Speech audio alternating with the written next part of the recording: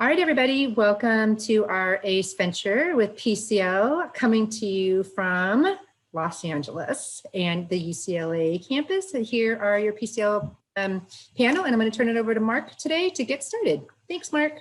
Well, thank you, Paulette. And first, we wanted to thank the ACE program for having us here and say how excited we are to share the content that we've put together for you today. We wish we could meet each of you in person, but are fortunate that we're able to use this platform to reach so many of you virtually. Before we explain the plan for today's presentation, we first want to introduce to you our panelists.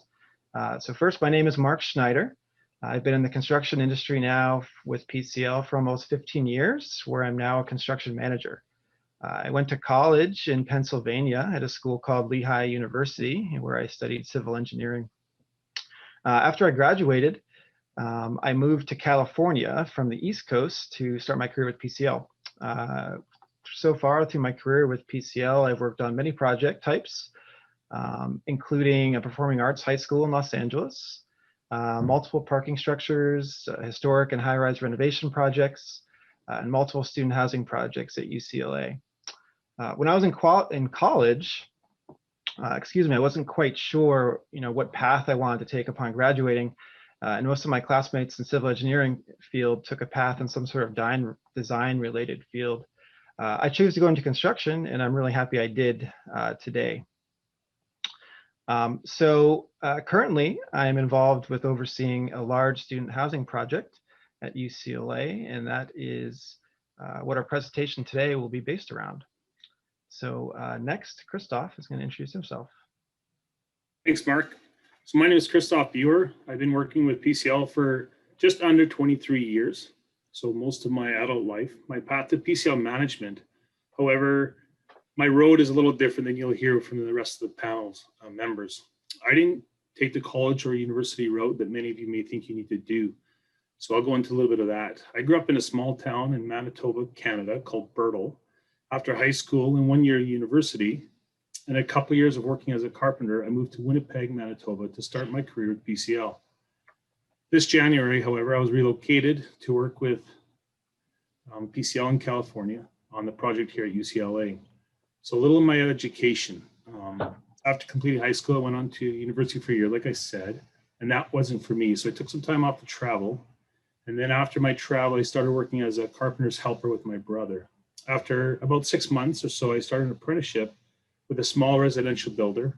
And halfway through that apprenticeship, I was hired on with PCL as a carpenter.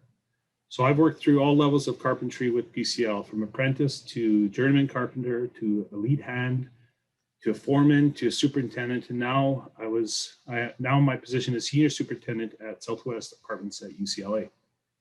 So I've worked in a total of 4 different districts with PCL, right across Canada.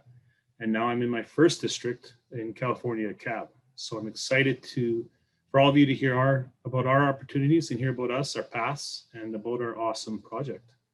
So here's Jesus to tell a little bit of himself. Thank you, Christoph. Good afternoon, everyone. My name is Jesus Ben Rostro. I'm a project engineer with PCL Construction. I have been with PCL for a little bit over 2 years and 5 years in the construction industry. I'm currently working at the UCLA Southwest Campus Apartment, the project in which we're going to be talking a little bit about today. I graduated from Cal Poly Pomona with a degree in engineering technology, essentially construction management. And thank you for letting us share a little bit of our company and our project. With that being said, I would like to pass it on to Ali. Thanks, Jesus. Hi, everyone. My name is Ali Forster. I am currently a field engineer with PCL in Los Angeles at the UCLA Southwest Campus Apartments project. I actually graduated from Cal Poly San Luis Obispo with a degree in construction management, and I've now been with PCL just over a year and a half, where on the project we're going to be giving you some more information on today. I focus most of my efforts and all of my learning on self-perform concrete. I'm going to pass it over to Fawn now to give her introduction. Hi, I'm Fawn Radmanich. I'm the Marketing and Communication Manager for PCL's California Buildings District. I'm the only one on this call not currently working on the UCLA Southwest project. However, I was an early member of the team as I helped to win the job that the team is now working on. I've been in the architecture, engineering, and construction industry for 20 years, the last 7 of which have been with PCL. During that time, much like Mark has done a variety of different kinds of projects, I have helped to win a variety of different kinds of projects. I got into this mostly by falling in. I kind of tripped and fell into this role. But I actually have a degree in communications from St. Mary's College of California. And I have a certification as a marketer. I am a certified professional services marketer. And so I actually am qualified to do this work.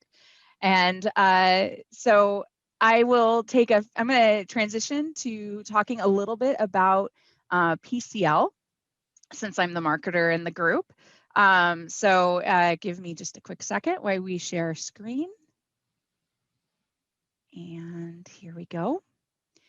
So PCL is a group of independent construction companies that carry out works across the United States, Canada, the Caribbean, and Australia. We were actually founded in Canada, which would be one of the reasons why we're the #1 contractor there.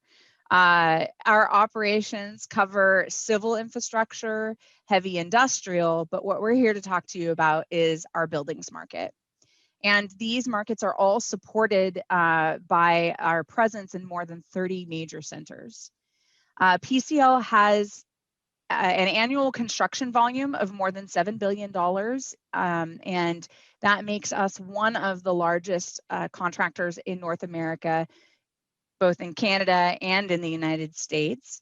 And then we are also employee owners. And as employee owners, we focus on shaping the future of construction through exceptional relationships and a deep commitment to the success of our clients, colleagues, and communities.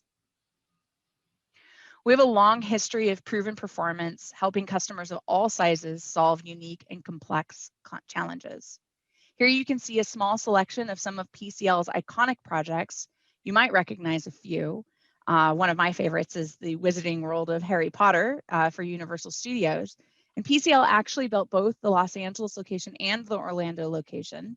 And in Orlando, we've built all 3 of the pieces of that particular world. We also built the Vancouver Convention Center, which has been certified as a LEED Platinum project twice.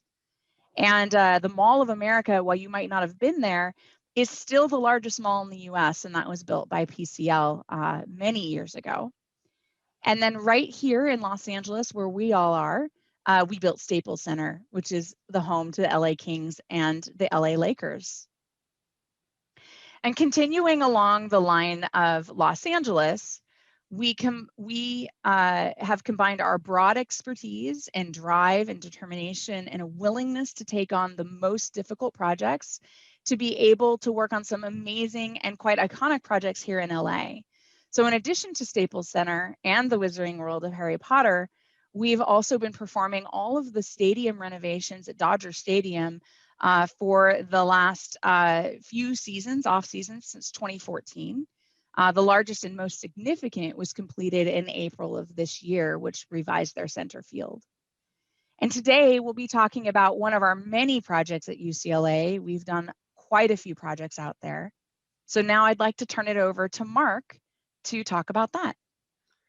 Thank you, Fawn. So now we're going to get into the meat of our presentation. So today's presentation involves around a project that we're currently building at the UCLA campus. So it's a $300 million student housing project that we started construction a little over a year ago. So the project consists of 3 buildings of 8 and 9 stories and will include almost 360 apartment units, housing just over 2,200 students. So the building structure consists of what we call cast in place concrete. The interior is metal frame walls, and the exterior is framing and plaster. In today's presentation, again, we're excited to share with you 4 videos that we have put together to show construction taking place and the high level of coordination that's required on a daily basis. So after each video, we're going to set aside about 5 minutes to answer questions. So please feel free to type your questions in the Q&A section, and we'll answer as many questions as possible. You should see a Q&A button at the bottom of your Zoom screen. So please make sure you ask questions. So in this first video, we're going to show a time lapse of all construction at the UCLA project from start to where we are today. And you'll see some explanation of what is happening in each phase. So Fawn, go ahead and play the video. The activities that we start with on a new ground-up structure are what we call earthwork and shoring.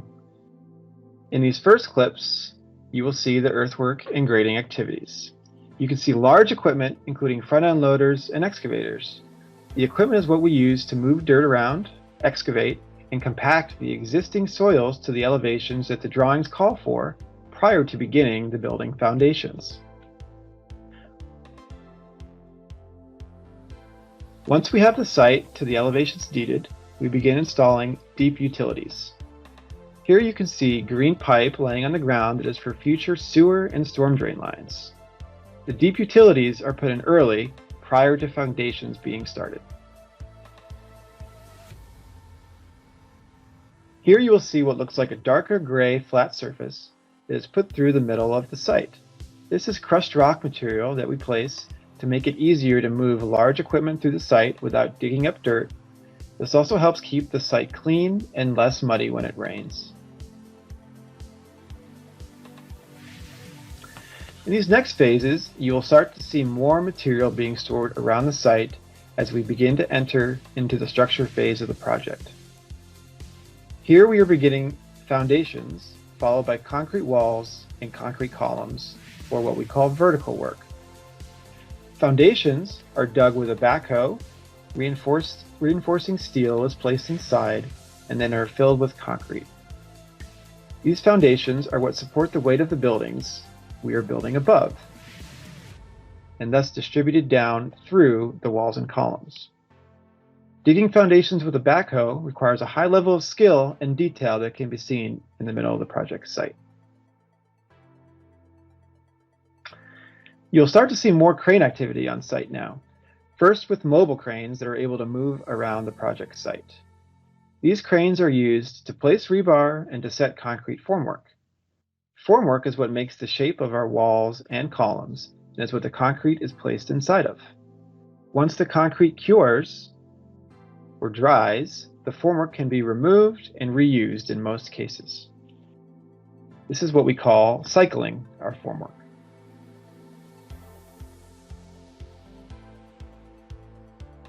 As the project progresses and installs foundations, we begin to get ready for our tower cranes. The project installed multiple tower cranes that each have to be thoughtfully planned out to location, the reachable radius, and the capacity needed that they can lift. Each crane requires a foundation to be set and its own crane to be built with. This is what the large yellow crane you see in the middle of the site is.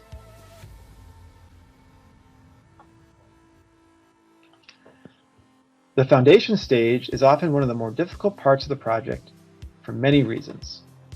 First, space starts to become much more limited. It is the beginning of the project, and crews are just getting to know each other and to work with each other. Work is often different throughout and requires a good understanding of details and drawings. Foundation work requires moving and hauling around a lot of dirt, which requires a high level of planning for where it will go so that it's not in the way of other parts of the project. If work is done in the winter, rain can have a large impact due to water and mud. If work is happening in a colder climate, you're also dealing with harsh winter conditions, including snow.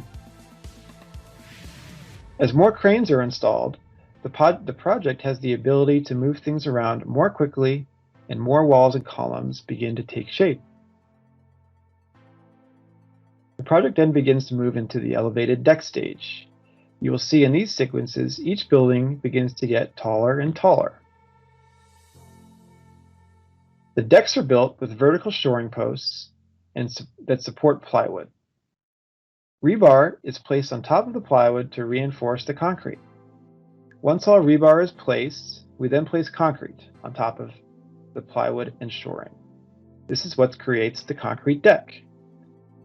Each deck is required to cure or set for 14 days. Then the plywood and shoring can be removed and cycled above to make the next deck. It took the project about 1 year to get from the foundation stage to the roof, which was 10 floors. As the buildings come close to topping out with concrete, you can see some other work start to take place. Scaffold begins to go up around the exteriors to begin installing the exterior systems that will eventually be a plaster finish. On the inside of the buildings, something you can't necessarily see here, we have interior framing, electrical, plumbing, and mechanical systems beginning to take shape. Today, we are just about 50% complete and are transitioning to getting the building's roofs in place and the exteriors completed to a stage of what we call being dried in. We will be complete with construction in September of 2022.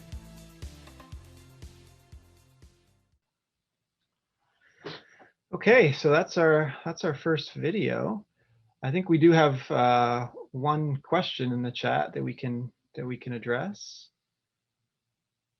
So the question was, how big of a concern is dust, sound, and other things that affect the surrounding areas?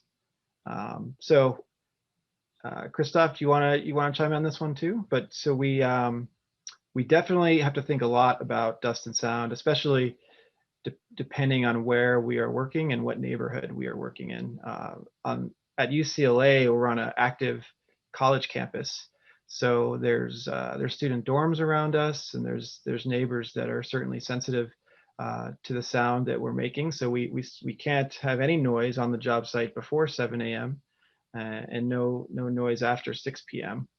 But we also try to limit some of the noisy activities during certain times of the day if there's exams going on at certain time periods.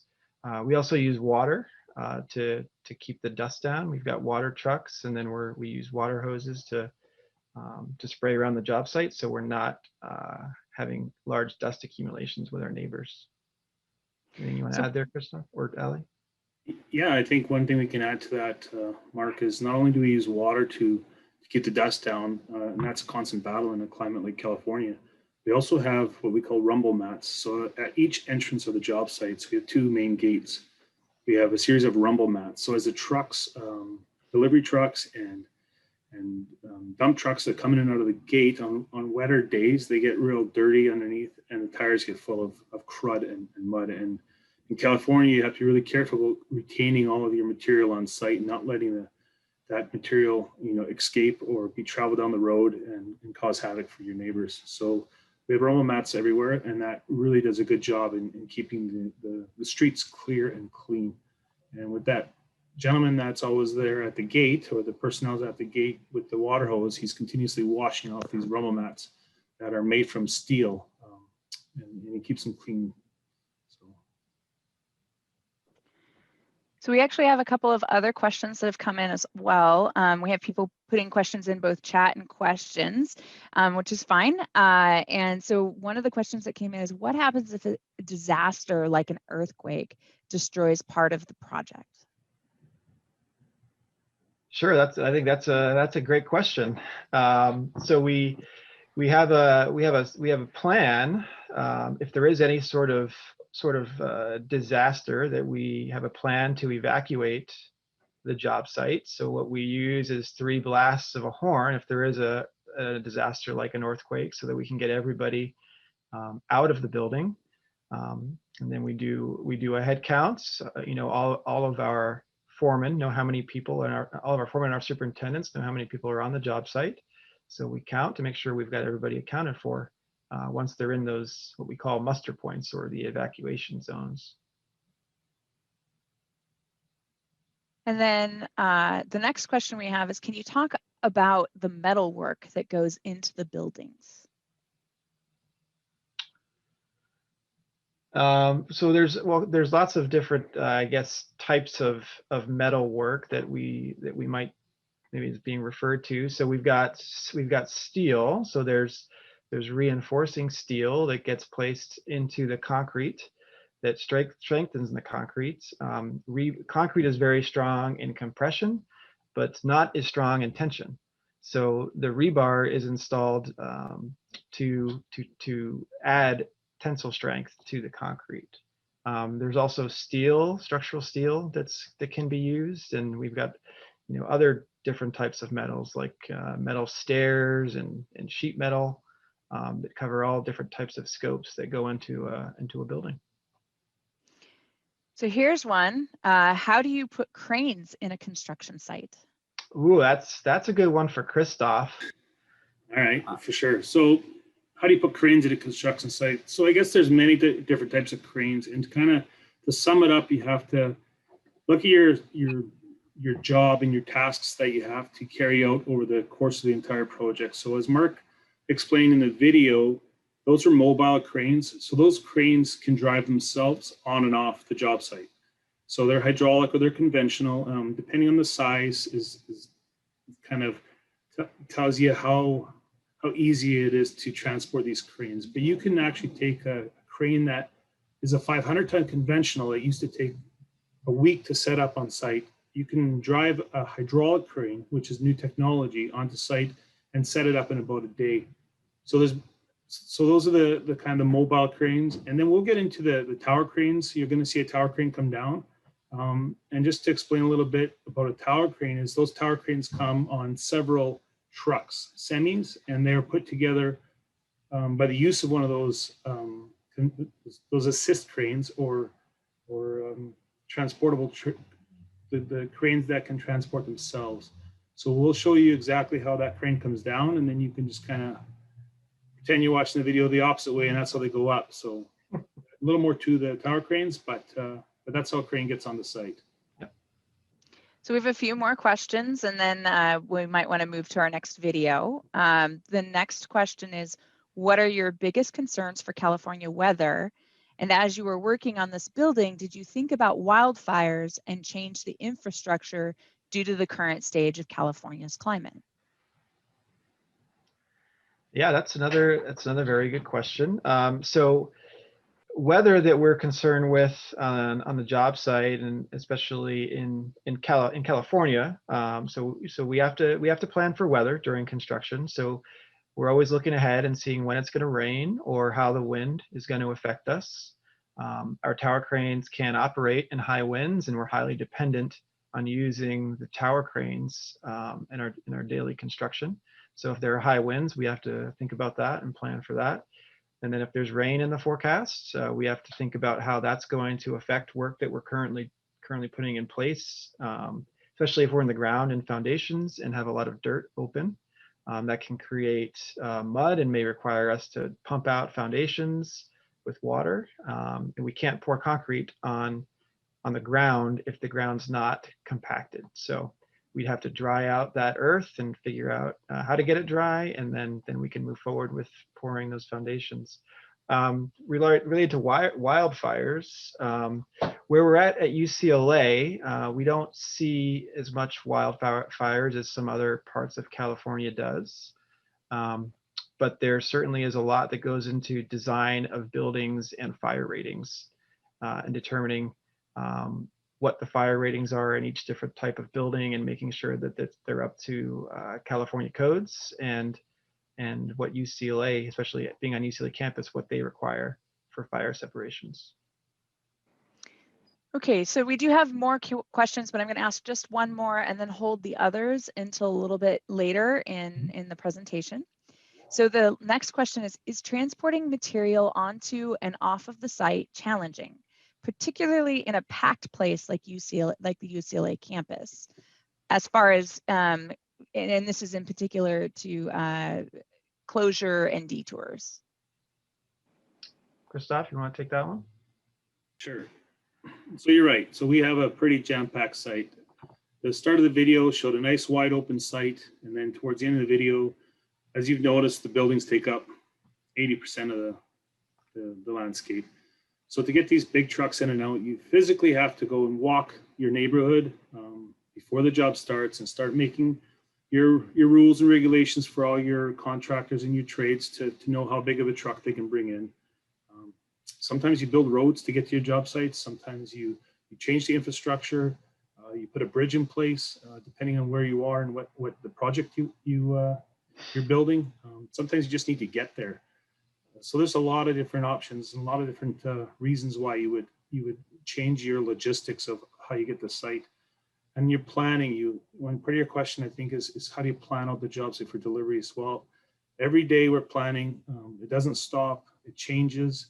And you got to schedule each and every trade to bring in what they need to keep up with schedule. So the quicker the schedule, the more product you have coming very regularly. And everybody wants to bring in their product first thing in the morning, the day of. So you've got to schedule those deliveries throughout the day, so you have room at each gate and room at each entranceway, and you have a crane to unload that material as well. So lots of different moving parts there to make sure your deliveries are in on time and when you need it. And it's important to not let your trade partners bring too much material as well. So if you don't need anything for a week, you don't bring it to site, and that's always a challenge. So you got to remember that. Thanks, Christoph. So I think now we'll move on to our next video. I know there's another question, and we'll try to get to that one at the end. So Ali is going to introduce the next video that we have for you. Thanks, Mark. So as Mark mentioned previously in the presentation, at UCLA Southwest, the primary scope of work that has been going on for the last year and a half now is cast in place concrete. These structures are from the ground up about 10 stories tall each, and the physical material that builds them up is concrete. And just as the questions you guys were asking regarding, how do you bring trucks and deliveries into the job site? Well, our concrete comes in trucks too, and all the material that goes into these pours come on trucks. So coordinating all this material onto the job site prior to the concrete pour and then scheduling the trucks for the pour is everything that goes into a successful concrete pour. So this video we're going to lead you in with kind of gives you a day in the life of what it's like to live on the Southwest Campus Apartments job site. Let's jump on site to a day in the life of a concrete deck pour at UCLA Southwest. Job sites are clearly pretty busy places, so there's a lot of different things that need to be coordinated in order to make a concrete pour successful. All the people you see here will help plan the things we're just about to talk about. Multiple team members are involved in any successful concrete pour. But on this job, prior to placing any concrete, PCL management will use checklists developed in-house to verify that all the steps have been taken to ensure a safe and accurate concrete pour takes place. Everything you see below gets installed and reviewed by the PCL management. However, it is continuously inspected and eventually signed off by a certified inspector from the university. Just like baking a cake, there's a lot of different ingredients that really go into a concrete pour. We're not just one big building full of gray stuff. There's a lot of different parts and pieces to this building, what we may call the life of the building. So let's just point out a few items. In the concrete pour, we have what's called reinforcing steel, shortened to rebar, on the job site. This is what you could think of as the bones of any concrete slab, sidewalk, wall, anything you might see in a concrete building, and it gives the concrete strength and holds it together after the concrete's hardened. As I mentioned, some other ingredients are the things that give the building life. Maybe that's water, maybe that's power, whatever you might think. We have to think about that as we pour this concrete. So some items we'd like to point out would be different mechanical or electrical pieces of equipment. You see some squares in the deck. These are what we call blockouts. We'll have different pieces of mechanical equipment or vents running up through these decks so that as the equipment is brought into the building, we can successfully give air conditioning, heating, ventilation to the entire structure. For electrical, you see some things that look kind of like pipes in the deck, but they're actually called conduits. These are set in the deck And eventually, electricians will come after the concrete is poured and run their wire in through these little snakes through the deck and pull this wire to an electrical outlet, maybe a light, some different type of fixtures you might expect to see in any bedroom or kitchen in your house. And specifically on this pour, this is a specialty pour. It's actually the very top level of this building. And on a big commercial structure like this, roof equipment often has pieces that they need to go on after the fact. Some embedded elements, which you see right here, are going to be set in place in the concrete for future equipment to be welded on by a certified welder in the field. This will help give sturdy connection to the heavy equipment that goes up on these roofs that really service the building as a whole. Vehicle routes for concrete trucks are coordinated with the job site team to guide the concrete trucks in and out of the job site in a timely manner. In order to keep the workers productive and the pour go well, we have trucks lined up outside the job site to always keep somebody busy. That spider-looking structure you might have caught in that last frame is called a concrete pump. This is the large piece of equipment that transports the concrete from the trucks you saw up to the deck. What we'll do initially is we'll clean out the pump like you see here, what's commonly called priming the pump on the job site, to ensure all the previous residue is cleaned out before we get the pour going. Once all the coordination and prep work is complete, the real action really happens. The lead concrete laborer will, as you see, take hold of the concrete pump and begin to maneuver the hose around the pour. He guides the concrete out of the pump in order to ensure it's being placed evenly across the slab. Our friend in the yellow hat that you see is carrying what's called a vibrator. This piece of equipment is dropped in and out of the concrete slab as the concrete's poured in order to ensure that the concrete cures and bonds correctly. And there he goes. He's falling right behind the pump man. The guy in the corner you see there is watering the deck kind of like you'd water your front lawn, but this is a key step in order to have the concrete retain moisture as it's being poured and ensure that it doesn't dry quicker than it's being poured in the field.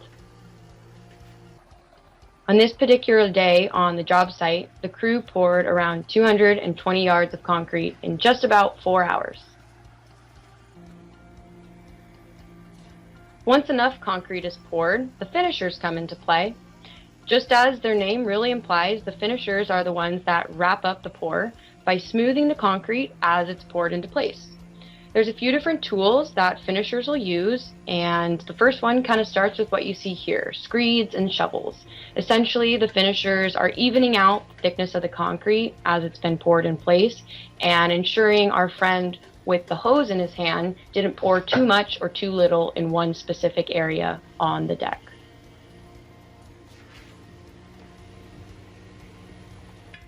It's important to communicate to the finishers how the deck is to be finished, to what thickness, what level of finish. There's a lot of different elements that come into play once the deck is poured, and the whole crew needs to be aware of what's in the slab to ensure everything can be used after the fact. Eventually, a vibratory screed is going to be used on this slab. You can see here that the crew member is using this piece of equipment on a larger surface area. It helps him more rapidly smooth out the concrete as it was poured. However, we got to keep in mind, once we get to this point, the concrete pour is not over.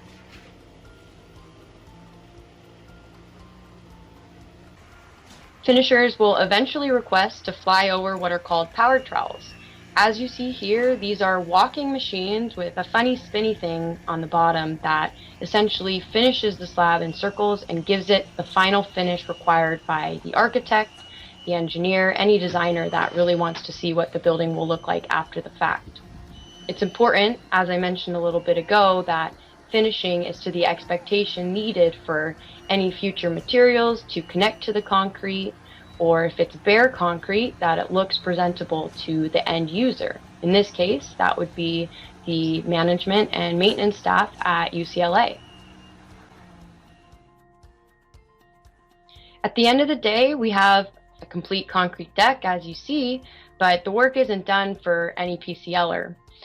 What we do at this point in the day is we utilize new technology called laser scanning to really get a full view picture after the deck has been poured. Laser scanning has been a huge resource at UCLA Southwest in particular. It essentially has created photo images for the team to analyze the deck as it's been placed in the field and see how close it has reached to the design intention.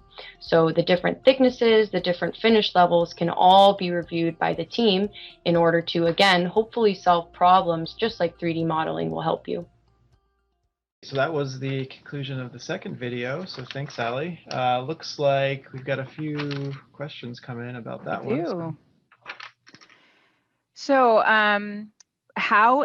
the first question is, how expensive is concrete compared to other building materials such as steel? Yeah, so that's another great question. So the cost of steel tends to fluctuate a bit, but I would say overall steel tends to be a little more cost effective compared to concrete.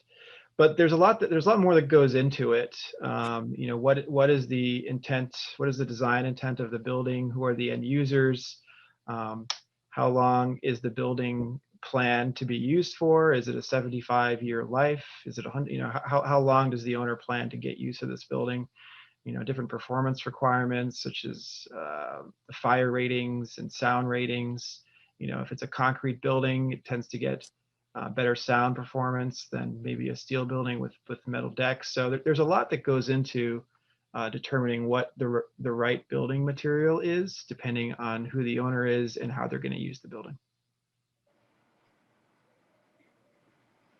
Okay.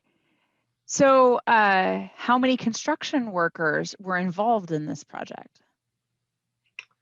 Christoph, you want to take that one? How many guys we have today? Sure. So today on site, we have in the neighborhood of 365, give or take, you know, 5 or 6 workers. But that's what we have on site today. That's not what we had on site to do the foundations, to do the dig work, to do the demolition. Literally thousands of people have already gone through our gates and have been orientated by our safety staff to the state. And we're going to get probably another 1,000 of new workers on site by the end of the project. So there's a lot of people, a lot of different trades, and a lot of turnover that happens because you don't use the same trade all the way through. Like any project, you have steps, and as one step is complete, another step starts, and that's a whole nother group of people that have to be orientated and give their skills to the project. So, and one thing I want to someone else just asked a question. Mariah, you asked if construction is just for men. Well, in the panel, we can attest to you that no, construction is not just for men. It maybe used to be like that when the Hoover Dam was built, but nowadays there are many women on site, and they're extremely valuable to the project. And we couldn't do it without new female workers like yourself that obviously is interested in getting to construction. So, absolutely, construction is not just for men. And if it's okay, I'd like to add to that a little bit. Our district, which is $1 billion of the $7 billion I mentioned earlier, is actually run by a woman. Her name is Kathy Orchiola. She's our vice president, and she is a true builder. She started in the field just like all of the folks that we're talking to here today, and she built herself and her career and is now leading a very successful district. And she's a wonderful leader, and she encourages more and more for us to bring more women in.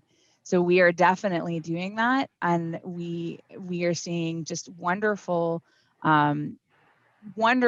numbers of people coming in of the female persuasion, and not everything in construction is in the field. So I am a woman in construction, and there are many people who fulfill other roles as well. And we have lots of safety professionals. We have superintendents, that we span the full career spectrum. The next question, this question is for Allie. How do you think your degree has helped you? And do you sometimes find your talents and worth are overshadowed because you're not an engineer, even though you prove valuable? So hi, Tori. I wish I could meet you in person.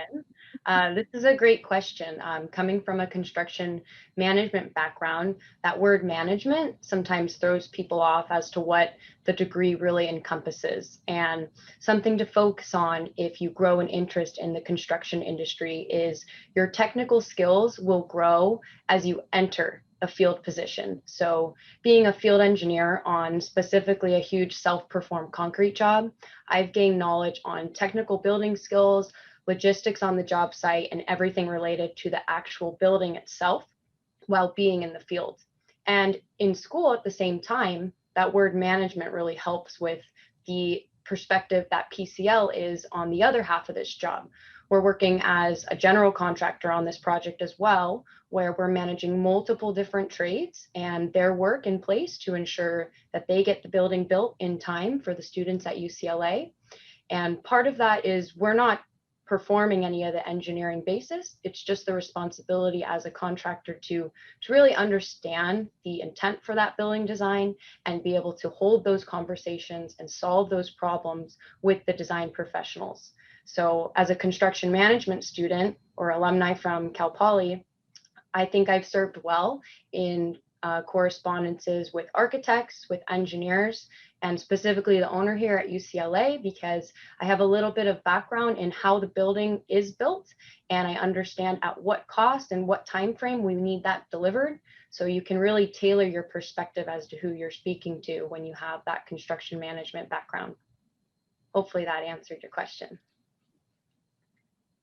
Yeah, so I think we at this point need to move on to the Okay. next video. So we've got a third video here that Christoph is going to introduce. Thanks, Mark.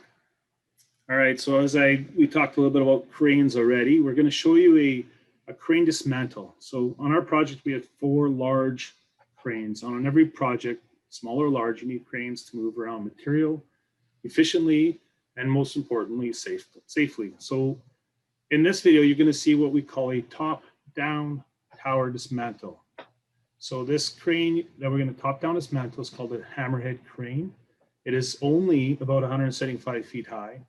Therefore, since it's not an extremely high crane, we are able to take the crane down with an assist crane. So we can do that, remove the entire crane with an assist crane like you saw in the previous video, the big yellow one in the middle of the site.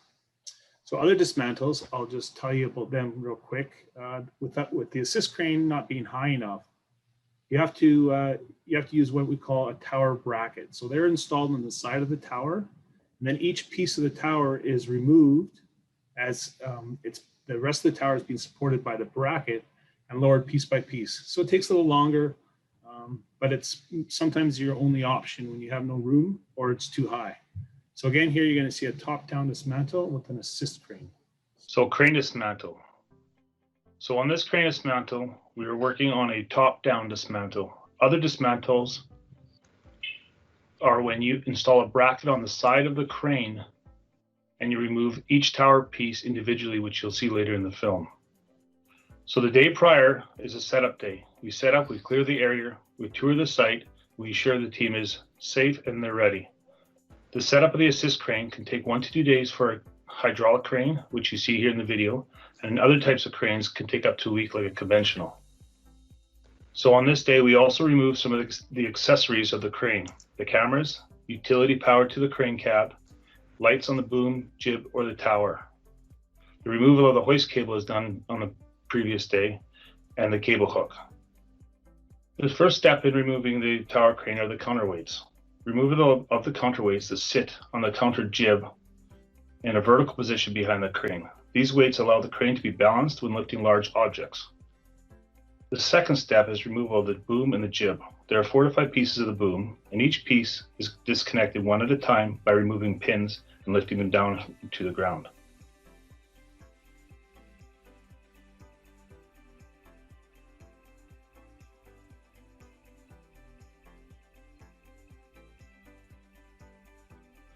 Once 2 pieces are removed from the jib, the trolley that runs back and forth to move the hook is rigged up and lowered to the ground.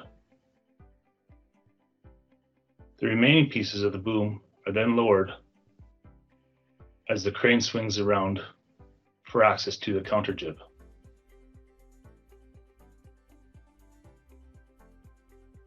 So once the last piece of the jib is removed, the crane swings into the radius of the assist crane to hook up the counter jib. This is the portion that was holding the counterweights at the start of the video. So the third step is then disconnecting the power from the tower. Now that we're completed the swinging of the tower crane, we can disconnect the power and any other connections that the cab has to the rest of the tower. Step 4, the cab and the turntable. The removal of the pins holding the cab and then we lift the cab vertically off the turntable. Removal of the back of the cab motor house and the rear platform that the operator uses to inspect the cable, the rear, and the motors. Once that is removed, the last piece of the cab assembly, called the turntable, that rotates the crane 360 degrees, is removed from the top of the tower. Step 5, the tower removal. Each tower piece is removed in a section of 3 towers. So on our crane, we have 3 pieces to remove, which is 9 sections of tower. A zoom boom or grade awl is used on the ground to help set these pieces down safely, one at a time. As they're set on the ground, they are dismantled, loaded on trucks, and removed off-site. Once all these pieces are removed, the assist crane can then be dismantled. This again takes 1 day for a hydraulic and up to a week for a conventional. All right, great. Thanks, Christoph. So it looks like we've got some more questions flying in. There's one about Jesus, but I'll let him answer that one when he introduces the next video. Yep. Do you want to take the next one? And Sure. So the next question was, how long did it take for you to get to the position you are presently? Well, I think we've got quite a few different stories on this panel. So my current position, so I'm currently a construction manager. So what that means is that I'm one of the people overseeing this project. And it took me about, I guess, 12 years to get to that position. In our company, there's a few different paths. One is a project management path, and the 2 primary paths in operations are project management and superintendent. So it takes varying amount of time to get to different levels, but the general path for me was starting as a field engineer, then to a project engineer, and then a project manager, senior project manager, and construction manager. So to get to that point, it took me about 12 years personally.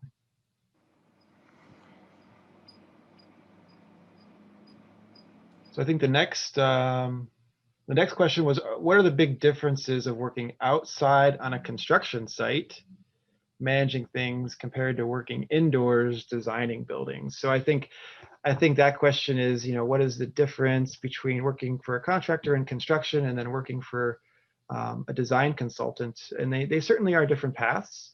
When I was in college, I was considering going into design. I had a civil engineering background. And the 2 paths are quite different. Being in construction, I think you're really dealing with different people and personalities every day. We really have a team environment that's created on large projects like this, where we really all need to be functioning together to be successful. There certainly is probably that aspect in design too, but you're a little more out in the field and getting your your boots dirty working in construction, and you really get to touch things and see the work going in place. Anyone else want to add to that a little bit?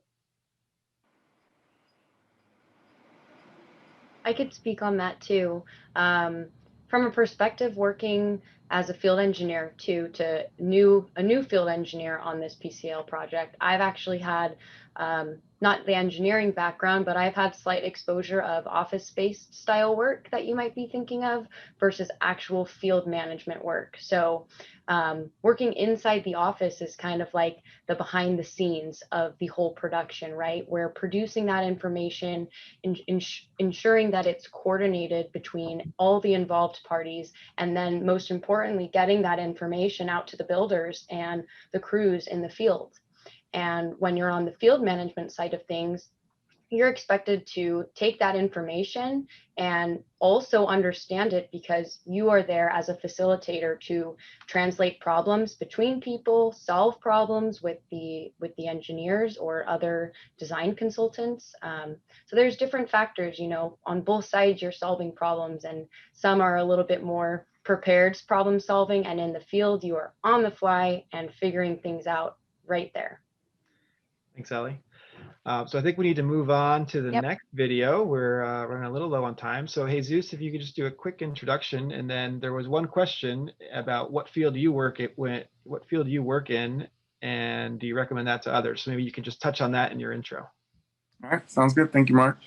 All right, so start off my field where I work in. So I am a project engineer at the Southwest Campus Department. As mentioned earlier, I'm in charge of the structure of the project, being the PE for structures and drywall. When I say structures, I'm in charge of all the steel. I was helping out with the whole concrete scope of work. And then I also have a big role when it comes to technology. Would I recommend this? Yes, I would. It's amazing. Just to touch a little bit of the whole design versus construction management. And construction management, you're more well-rounded just because you get to touch everything, like Mark mentioned, rather than just being a specialist in, say, mechanical or electrical. But yeah, definitely recommend the role I have within PCL. Now, moving forward here, the final video we're going to be discussing is technology. So we're going to be sharing a little bit about the technology we have available to us in the construction industry and the way that PCL uses this technology as a tool to help us build. So we're going to be seeing the 3D model we use, which, as mentioned, uses as a tool. SiteScan is another program software we use, which is a drone-based software. And the last thing we're going to be touching is another software that uses pictures to document the progress of the project using a 360 camera. So hopefully you enjoy this video. The construction industry is traditionally based in a 2D sense. We're pen to paper, where we look at things in blueprints and then we go out into the field to build them. However, the industry has transitioned into a 3D world. We now use computer modeling to build the building on a computer screen, look at all the parts and pieces, and make sure everything fits together before we enter the construction site and build it on a real-life scale. When things get really large in the construction field, it gets difficult to solve problems on the job site on the fly. And computer modeling helps us look at the parts and pieces, analyze if something will become an issue, and solve the problem before it comes one. Here you can see the foundations. The foundation is the first thing of the project, what starts everything out. And you go up through your structure. Specifically, our project was concrete. So it went all the way to the top of the building, pour by pour, and then came the drywall.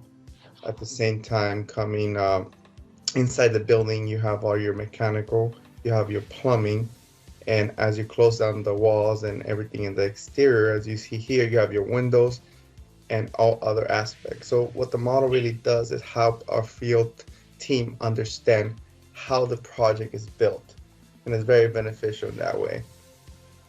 Here you see a nice little walkway that would lead you to straight into the busway, so the students can gain access to public transportation very easy, as well as a nice little view of this arcade area for one of the buildings. Moving back into it, the site, you really see how the buildings are going to be looking as you walk through the courtyard area of the project. And then you really see the nice doors, windows as you go into one of the primary buildings of the project. So again, just the model itself is a tool that we use out in the field just so we all know how everything's supposed to be built, and we can put a 3D view into the 2D plans that we worked out of. Here's a view of the interior side of one of the buildings and how it's going to look. There's a nice little area for the students.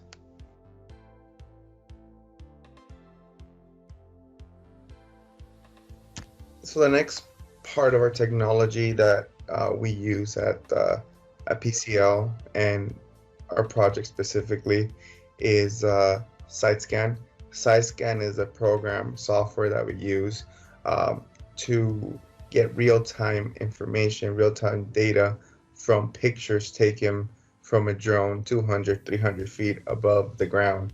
So what it does is we do a couple of flights. It takes 200, 300 pictures, and then we input it into the software, and the software produces all this data that I'm about to share. One of these good examples of this data that we use is site logistics plans. A site logistics plan is basically a tool that we use on site to plan the work as we go through the weeks, the months, and we follow the schedule. Here you see how all the plan goes into effect. You have all the buildings identified. You have where the cranes are going to be, as you show in the middle of the site with those crane icons. You have the laydown area. You have the route to enter and exit the site, being gate 1 and gate 2. And then you also have your muster. So muster points, which essentially are, if there's an emergency, that's where you're supposed to meet.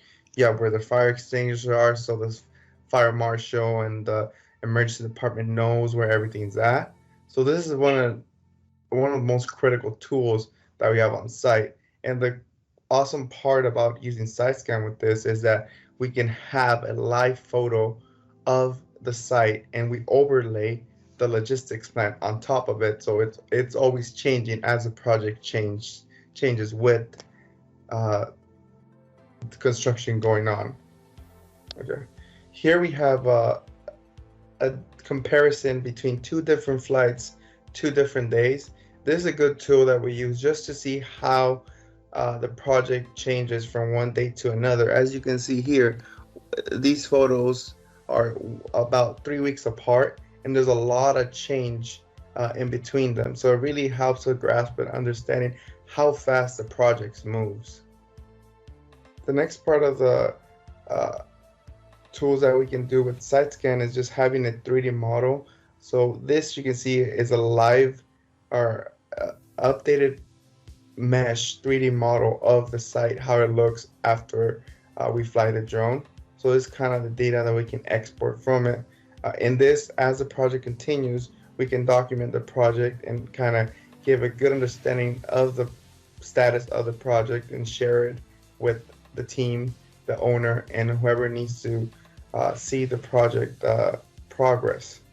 The next thing on the list is the 3D mesh, which we can have a lot of live data, a lot of information that we can use to quality control, to checks in the computer that can be done in the field.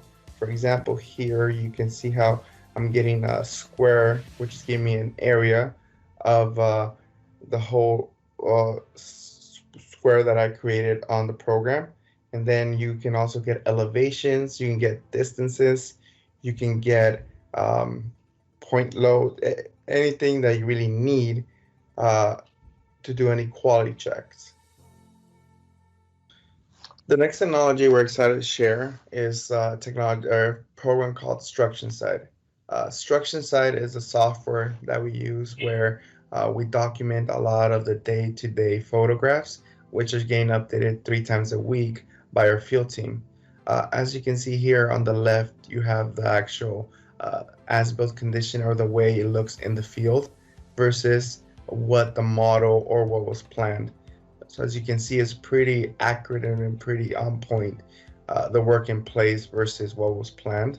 Moving forward construction site. You can see here a plan view of the project. These are all predetermined locations where our team decided progress photos were going to be beneficial for the project.